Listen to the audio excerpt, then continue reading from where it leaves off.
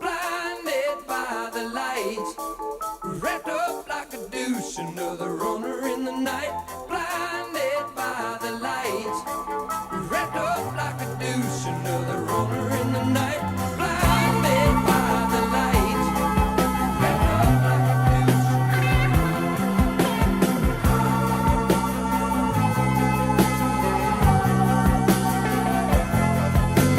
Madman drums, runners, Indians in the summer with a teenage diplomat. In the dumps with the mumps as the adolescent bumps his way into his hat. With a boulder on my shoulder, feeling kind of older, I trip the merry-go-round. Alright guys, my name is David Bertrand and this is my wrestling video presentation. So if you've watched the video so far, you've seen that I put up pictures of pretty much what I think is the essential equipment that you'll need in order to succeed with a wrestling program. A lot of this equipment you'll find at all colleges and high schools. This is basic, you know, pretty much, except maybe a couple of things that I added you might not find in high schools. So to get started, headgear. Headgear is really important just due to the fact that when athletes are rolling around on the ground, they need something to protect their ears. So they have these the headgear, the headsets that, look like earmuffs, sort of kind of over their ears. And it just protects the ears from, I've seen it a lot of times in UFC fighters. They have what's called cauliflower ear, and it's really more of a, it's these big, like, I wouldn't say lesions, but that ear looks deformed, put it that way, just from all the damage to the ear, and it doesn't look good, and it could be prevented in wrestling with the proper use of a headgear. So we use that, and then shoes.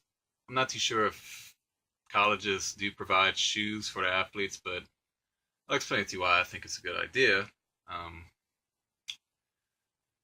Athletes tend to, I think, go after shoes that they find aesthetically pleasing, and I think especially for a team sport, if you represent a school, you don't want anything that sort of draws too much attention. Like, let's say, you have UL colors, either red and black or red and white, and you show up with a pair of lime green shoes, it kind of looks goofy. So I think it's a good idea to sort of provide student athletes with shoes, but don't get them, give them a choice maybe of one or two pairs, but keep the colors like either straight black or maybe a little red and a little black or white or something like that. That way it's more uniform and it looks better. For a singlet, this is just the uniform that they wear. You need it for practices, you need it to compete.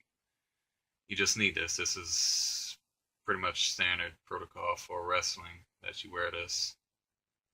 For warm-ups, I chose to put warm-ups for whenever the athletes are traveling. I think it's real important that they do have these warm-ups, just so the team could, like I said before with the shoes, they'll look like, they'll look professional, they'll look nice, they look like they're there to represent the school and not just show off that, whatever style they like. It's, you're representing your school whenever you go to these events.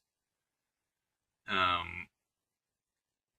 think for traveling wise, it would also look good instead of whenever they're showing up to events and, like I said, in jeans or something like that. It kind of looks ridiculous. So that's why I put warm-ups. For mats, you can't wrestle without a mat. And I think my idea, what I would do if I ran a program, I would have probably practice mats and actual competition mats, just due to the simple fact that the practice mats would get worn out pretty quickly, and because you're using them every day, so obviously they're going to get worn out, and Also, it'd be a lot easier to keep up with the tournament mats after your competitions, just because you only have to clean them one time and then save them away and then pull them out for the next competition. And these mats would last for years. It's not like you would have to buy these mats, every year. You could buy a higher grade, and these last you maybe 5 to 10 years, rather than practice mats, which you're probably gonna have to change out every 1 or 2 years. So, mouth guards.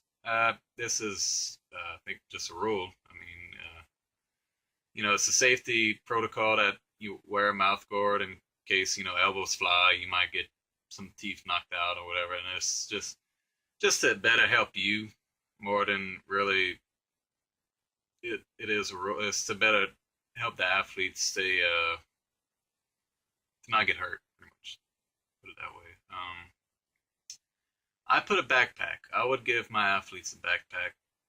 This kind of goes along with the uniform look that, whenever we're getting off the bus, I don't want, everybody carrying all kind of different brand name bags or different color bags. We would all have matching bags with all our equipment in it, clothes, mouthpieces, whatever you would wear for the meet. So, and finally, for the match itself, I think you would need a referee.